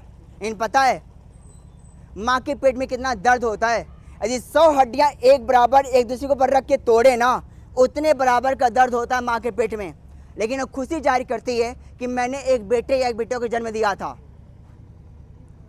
ठीक है, लेकिन ध्यान रहे, माँ के सपनों को साकार करना है और टीचर्स के ऋण को चुकाना है ना, तो आप अपने लक्ष्य को पहले डिसाइड कर लो। और लक्ष्य को डिसाइड कर लिया तो विश्वास मानो आप अपने मंजिल को प्राप्त कर जाओगे। और उस लक्ष्य को पाने के लिए एक्स्ट्रा वर्क करो, और एक्स्ट्रा वर्क है तो शायद आप जीवन में कामयाब हो सकते हो। आओ एक प्रैक्टिकल कर लेते हैं, फिर हम लोग और भी सारी बातें करते हैं। रिसर्च करके पता कर सकते हो कि स्टील वूल को कॉमनली किस नाम से बोला जाता है और ये है क्या। ट्राई करेंगे दिशांक सर। वैसे आप में से भी कोई ट्राई करना चाह रहा है क्या? बॉयज कुछ करना नहीं, ये है ना, मैं इसे आग लगाऊंगा और आग लगाने के बाद उसे आप ऐसे रोटेट करोगे।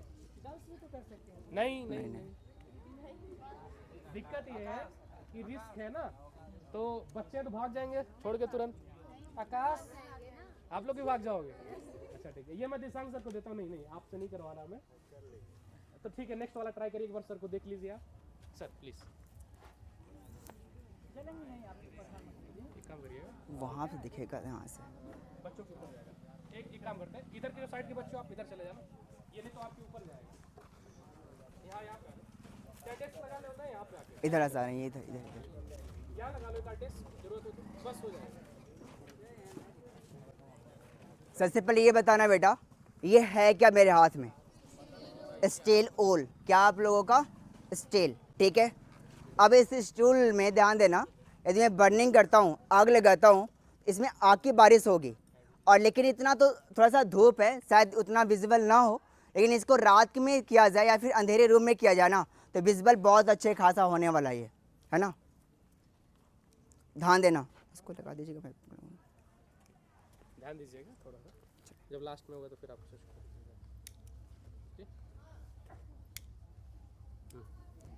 ये ध्यान दीजिएगा और लगा। ठीक है, ये शायद आपको नज़र ना आए लेकिन नज़र आएगा। ठीक है, यदि रात के टाइम में यदि आप करते हो, अंधेरे टाइम में करते हो, तो ये बहुत ही क्लियर, बहुत ही अच्छी खासी हमारी दीपावली, शुभ दीपावली हो जाएगी, है ना। तो ये ध्यान रहे, बस इसी के नाम पे आप ना गुनगुना करके जवाब दे दीजिएगा। ठीक है, एक लाइन मैं माँ के नाम पे बोलता हूँ और ये लास्ट वर्ड मैं आपके मुख से सुनना चाहता हूँ। लास्ट वर्ड आप अपने मुख से जवाब दीजिएगा, ध्यान रहे। लास्ट शब्द मैं आपके मुख से सुनना चाहता हूँ। पहली मोहब्बत, लिसन, पहली मोहब्बत भुलाई नहीं बोलती, पहली मोहब्बत भुलाई नहीं बोलती। मैं भी नहीं भूल पाऊंगा अपनी पहली मोहब्बत। जब भी आंखें बंद होंगी उसी ख्वाब में वापस लौट जाऊंगा। मैं मुस्कुराता, वो जोर जोर से हंसना शुरू कर देती। मेरी आंख से 2 आंसू गिरते, वो रो रो कर दरिया भर देती। मैं एक सितारा मांगता, वो मेरे कदम में रख देती पूरा जहां। मैं कभी नहीं भूल पाऊंगा अपनी पहली मोहब्बत, क्योंकि मेरी पहली मोहब्बत का नाम है माँ। ध्यान रहे, एक माँ ही तो है जो हमारे लिए एक सपने को साकार करने में ना सब कुछ गंवा देती है। हमारे लिए मालूम है, जब मैं स्कूल से लौटता हूँ तो माँ सबसे पहले पूछती है, बेटा ये बताओ, एक काम कर, जल्दी से कपड़ा चेंज कर लो और खाना खा ले। ध्यान रहे, माँ का ही तो सब कुछ होता है ना, कि मालूम है आपको स्कूल से आते ही सबसे पहले कोई नहीं पूछेगा, माँ ही पूछेगी बेटा खाना खा ले। टिफिन सुबह पैक करना हो तो माँ ही करती है, ठीक है, लेकिन हम भूल जाते हैं माँ के उस सपने को। हर समय भूल जाते हैं कि माँ हमारे लिए क्या क्या सपने संजो के रखती है। जब उसके सपनों को हम भूल जाते हैं तो मैं देखो कई सारे मुद्दों पे बात करने वाला था, कई सारे मुद्दे, और कई सारे आपको नॉलेज देने वाला हूँ आज। मुश्किल से पहला पॉइंट आप ध्यान दीजिएगा, आज के डेट का पहला पॉइंट जो बच्चे रफ लेके आए इसको प्लीज़ नोट डाउन कर लेंगे। पहला पॉइंट पहले सुनिएगा फिर आप लिखिएगा। सुनो, देखो इस दुनिया में ना आप कई लोगों को देख सकते हो, चाहे एलन मस्क, चाहे आप सुंदर पिचाई, चाहे आप सत्या नंडला, चाहे कोई भी हो, ये लोग इतने अरबपति हैं, इतने लोग रिचेस्ट हैं। आखिर क्यों? आखिर क्यों? तो ये मालूम है, हम इसको अपने ऊपर अप्लाई करते हैं। शायद क्लास 12th में, क्लास 9th में, क्लास 10th में मैक्सिमम बच्चे होते हैं। मालूम है, कोई बच्चा मैथ में 100 में 90 लेके आता है, कोई बच्चा मैथ में 100 में 80 लेके आता है, कोई बच्चा मैथ में 95 लेके आता है, लेकिन कोई एक बच्चा ऐसा होगा जो 100 में 100 लाता होगा। सही है ना? कोई तो एक ऐसा बच्चा होगा ना जो 100 में क्या लाता होगा, 100 लेके आता होगा। तो ध्यान देना, मैंने 4 कैटेगरी में बांटा है। कोई बच्चा ऐसा है जो 100 में 80 लेके आ रहा है, कोई ऐसा है जो 95 लेके आ रहा है, कोई ऐसा है जो 95 लेके आ रहा है, और कोई तो ऐसा है जो 100 लेके आ रहा है। अब क्वेश्चन पूछो अपने आप से, वो कौन है जो 100 लेके आ रहा है? वो क्या कर रहा है अपने लाइफ में? आखिर क्या है उसके अंदर, कि उसके अंदर क्या क्वालिटी है कि वो 100 में 100 लेके आ रहा है? पता है, उसके अंदर बस एक ही क्वालिटी है, और क्वालिटी है एक्स्ट्रा ऑर्डिनरी। वो एक्स्ट्रा काम कर रहा है। जहां आप जो 95 ला रहा है, जो 90 ला रहा है, वो महज 2 घंटे पढ़ रहा होगा। जो 100 लेके आ रहा है ना, उससे 2 घंटे ज़्यादा पढ़ रहा होगा। तो ध्यान रहे, हमेशा एक्स्ट्रा वर्क करो, एक्स्ट्रा वर्क। मैं एक चीज़ बताता हूँ सही बच्चों के लिए, और सबसे प्यारी पॉइंट है, क्या है? किसी टीचर से पूछो इंजीनियर कैसे बनना है, तो मेरा जवाब आएगा, बेटा फिजिक्स पढ़ाई कर लो, केमिस्ट्री पढ़ लो, इंजीनियर बन जाओगे। कोई पूछता है सर मुझे डॉक्टरी फील्ड में जाना है, मुझे नीट क्वालिफाई करना है, तो मैं कहता हूँ जाओ बायोलॉजी पढ़ लीजिएगा, केमिस्ट्री पढ़ लीजिएगा, आप आराम से नीट क्वालिफाई कर लोगे। लेकिन मेरा क्वेश्चन ये है, जरा अमीर कैसे बनते, जरा ये बता दो, अमीर कैसे बनते हैं? इंजीनियर बनने के लिए टीचर बता देगा, उसके अलावा आपको चिकित्सा फील्ड में जाना है, टीचर आपको बता देगा, लेकिन आपको अमीर बनना है ये कौन बताएगा? कौन बताएगा हमें अमीर बनना है? कोई नहीं बताएगा। मैं बताता हूँ कौन बताता है ये अमीर बनने के लिए। अमीर बनने के लिए सिर्फ और सिर्फ आपका एक ही मकसद है, वह है पढ़ाई। जिस दिन आप पढ़ाई में अव्वल हो गए ना, जिस दिन आप पढ़ाई में सब कुछ कर लिए ना, आप अमीर बन जाओगे। आप हमेशा ऐसे क्षेत्र पे ध्यान दो जो आपका लक्ष्य है, उसमें एक्स्ट्रा वर्क कर लो, इतना एक्स्ट्रा वर्क करो कि आपको दुनिया में सबसे अलग बन जाओ। और ध्यान रहे, दुनिया में हर पागल इंसान इतिहास रचता है। जो भी इंसान अपने काम में पागल हुआ, जो भी इंसान अपने काम में मालूम है 100% दिया, हमेशा एक्स्ट्रा वर्क किया, वो दुनिया में आज कामयाब है। भारत के कोलकाता से रहने वाले सत्या नंडला, जो आज माइक्रोसॉफ्ट कंपनी की सीईओ हैं, आज सुंदर पिचाई जो भारत के बेंगलुरु से हैं, वो आज अमेरिका के शिकागो या कैलिफोर्निया में आज गूगल के सीईओ हैं। याद कर लो, आज 1 सेकंड में वो मालूम है मिलियंस ऑफ रुपीस कमाते हैं, मिलियंस ऑफ डॉलर, 1 सेकंड या 1 मिनट में। आप याद कर लो, जो बंदा इतना मेहनत करता है, मैं बता दूं सुंदर पिचाई के बारे में, गरीब घर में वो अमीर घर में पैदा हुए थे, अमीर घर में पैदा हुए थे, और अमीर घर में पैदा होने के बाद लेकिन पढ़ाई में कितनी सनक थी, कितनी ललक थी, कितनी पागलपन थी उनके पास, कि जब वो खाना खाते थे ना, तो बगल में बुक रख के पढ़ते थे, फिर एक और खाना खाते थे। जब माँ कहती थी बेटा जाके सब्जी लेके आ, जब वो सब्जी लेने जाते थे, रिक्शे से बैठ के जाते थे, तो अपने हाथ में कॉपी नोट्स लेके जाते थे। वो जब वो मालूम है, यहाँ तक कि जब वो मालूम है स्कूल जाते थे, और स्कूल से जब वो घर आते थे ना, तो शूज़ नहीं निकालते थे, सॉक्स नहीं निकालते थे। कहते थे यार कि शूज़ निकालूंगा, सॉक्स निकालूंगा, समय वेस्ट होगा। समय का इतना सदुपयोग किया और विश्वास मानो आज दुनिया के बालों में कितने बड़े पैसे वाले हैं, कितने रिचेस्ट पर्सन हैं। गूगल जो आज यदि 1 सेकंड के लिए 1 मिनट के लिए मालूम है स्विच ऑफ हो जाए, बंद हो जाए, कितने लोगों का कारोबार ठप हो जाएगा, कितने पैसे नुकसान में चली जाएगी आज उसकी सीमा सुंदर पिचाई। भैया जब तक एक्स्ट्रा वर्क नहीं करोगे ना, जब तक मेहनत नहीं करोगे ना, अपने काम के यदि पागल नहीं बनोगे ना, विश्वास मानो आप दुनिया में अलग नहीं हो सकते हो। कोई अमीरी नहीं बन सकती आपके अंदर। मैं पूछता हूं आप लोगों से, गरीब घर में पैदा हुए हो, क्या गरीब में मर जाओगे? क्या मैं गरीब घर में पैदा हुआ हूं? यदि मैं गरीबी में मर जाऊं ना तो ये इंसान पैदा होना और ये हमारे अंदर की जो काबिलियत है ना, ये बहुत बड़ी मालूम है अनैतिकता का परिमाण होगा। बेटा विश्वास मान लो, गरीब जरूर पैदा हुए हो लेकिन अमीर बन के दिखाओ। और अमीर बनने के लिए बस मैं कह सकता हूँ, अमीर डैश क्या भरना है? पढ़ाई। पढ़ लो।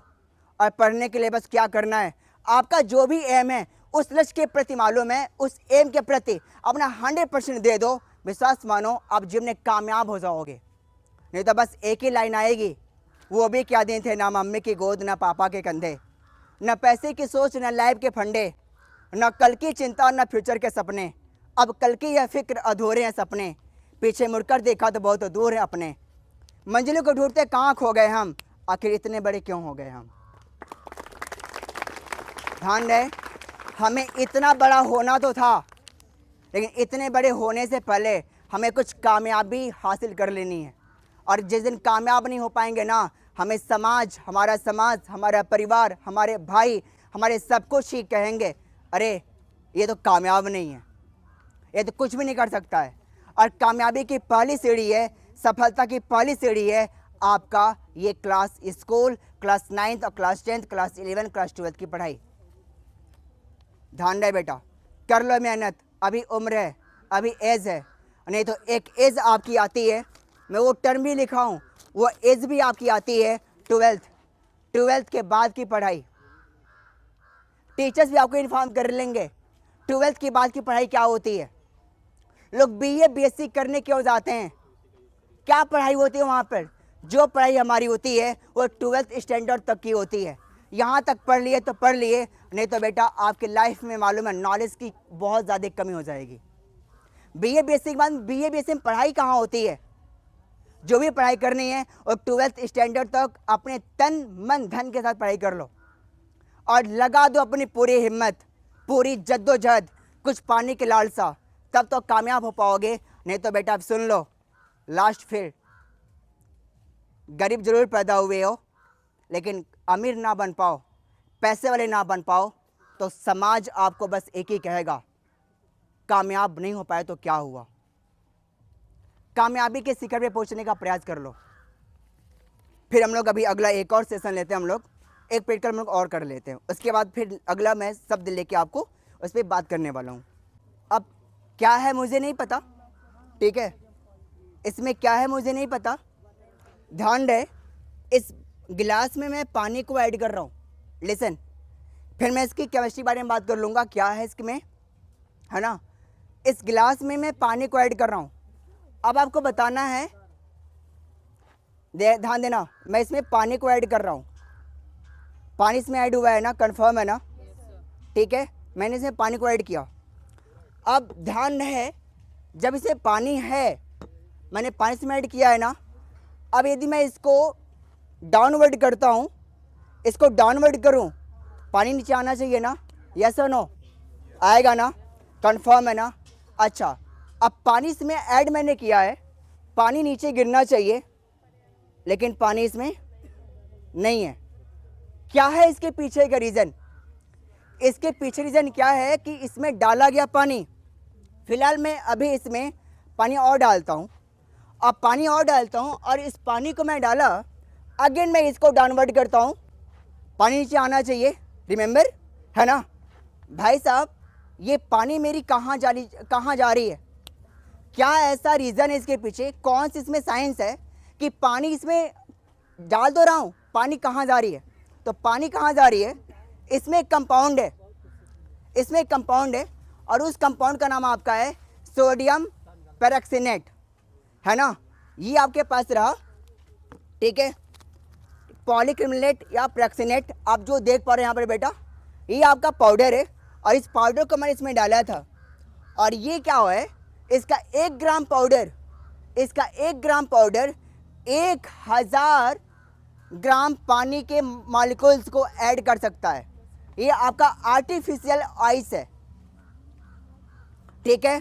मैंने जितना पानी इसमें डाला, मैंने इसमें जितना पानी डाला, मैंने कहा ना इसका 1 ग्राम, इसका 1 ग्राम मैं पानी लिया और ये 1 ग्राम ये पार्टिकल 1000 पानी को ऐड कर सकता है, ठीक है। तो ये हमारे पास रहा।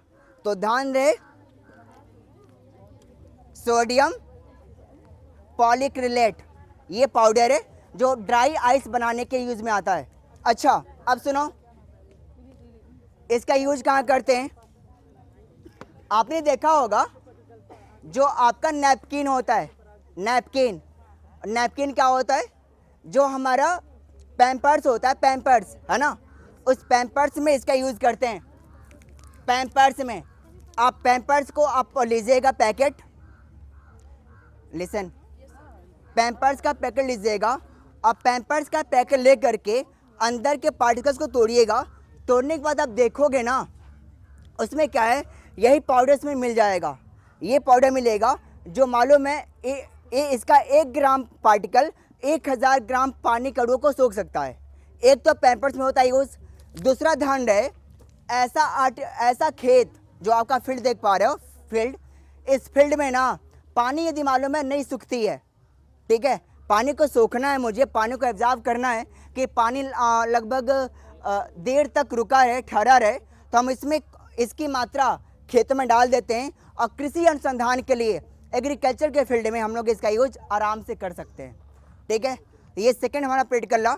एक प्रैक्टिकल मैं आपको लास्ट में और दिखाऊंगा, फिर हम लोग इस सेशन को समाप्त कर लेंगे।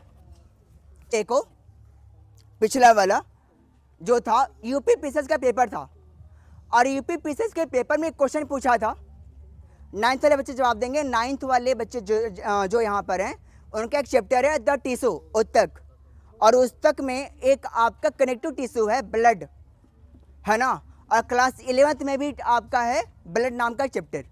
जवाब दीजिएगा, ब्लड का कलर रेड किस पिगमेंट की वजह से होता है। हीमोग्लोबिन, सही है ना। अच्छा, एक क्वेश्चन मैं यहाँ पे और पूछूंगा कि हीमोग्लोबिन में ऐसा क्या होता है कि उसका कलर रेड होता है।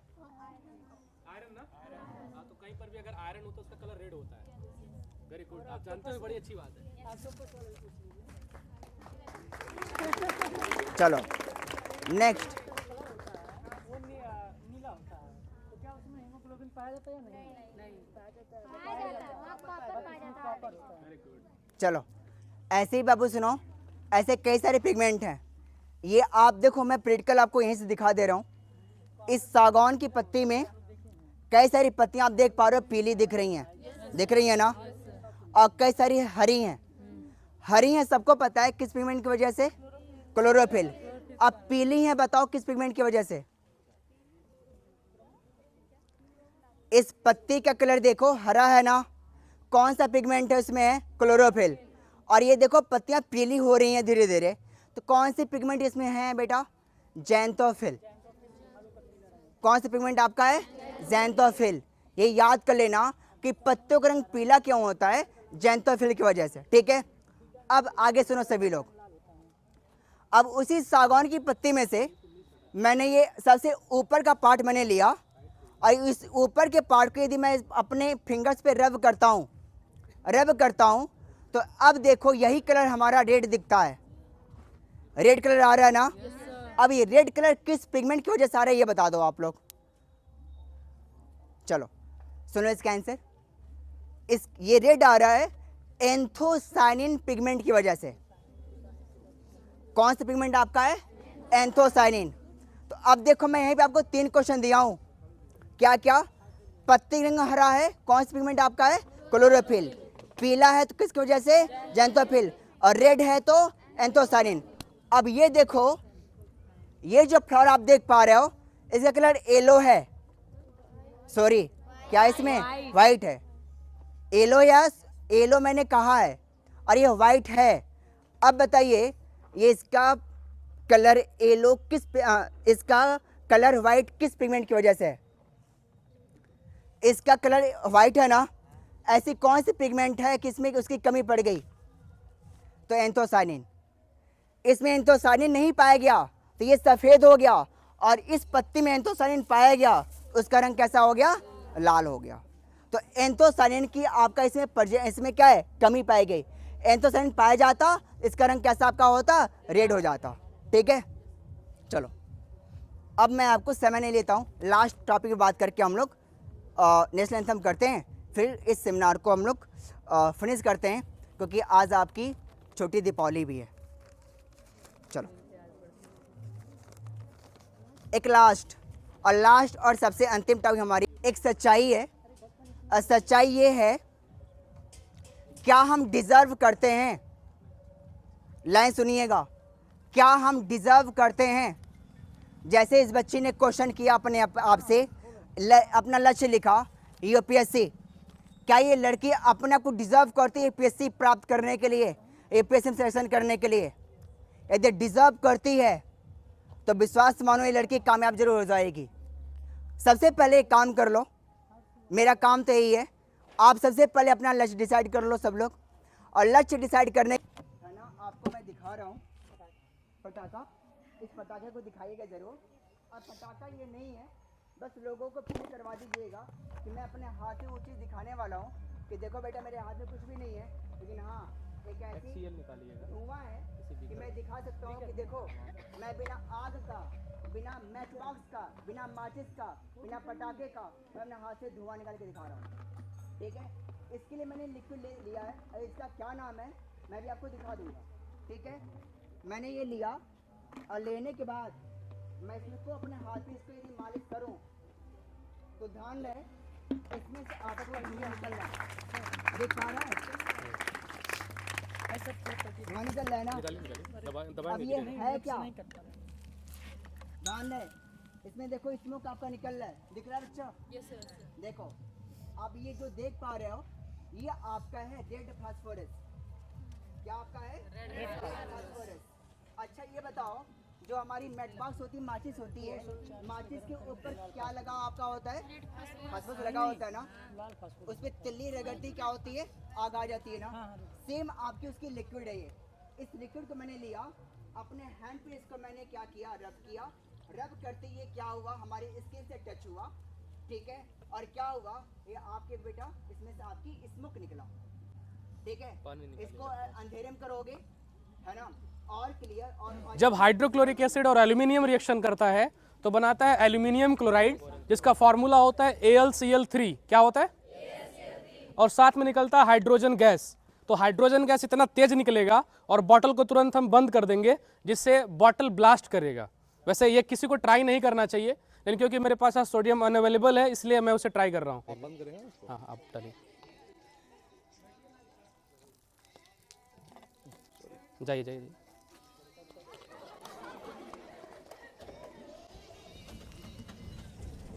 वेट करते हैं, रिएक्शन थोड़ा टाइम लेगा, ब्लास्ट करेगा। यहाँ पे मैं ये नहीं कह रहा क्लियरली ब्लास्ट होगा ही, हो सकता है उसकी हीट की वजह से बॉटल मेल्ट हो जाए, तो मैं उसकी गारंटी नहीं लेता, लेकिन मैं प्रयास करता हूँ।